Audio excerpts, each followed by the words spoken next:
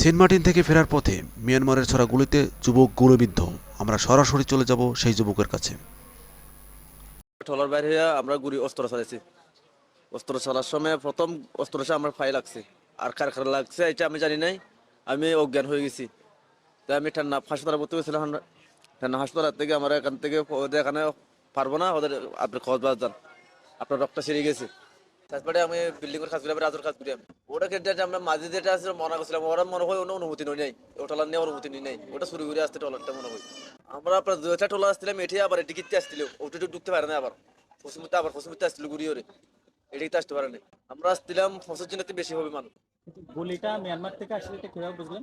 এটা মিয়ানমার থেকে দুটা ট্রলার বাইরে ছিল, গুড়া গুড়া ছোট ছোট দুটো ট্রলার বাইরে ছিল। এই ট্রলার থেকে ঘুরে অস্ত্র ফেলাইছে। এটা জানে কালকে লোকগুলো সবাই চলে আসতে।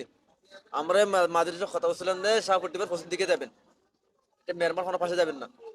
এটা মাঝে আগে আসবার আগে দাঁড়া ঘোরা করে আবার সময় ভুট্টা ঢুকা দিয়েছিল।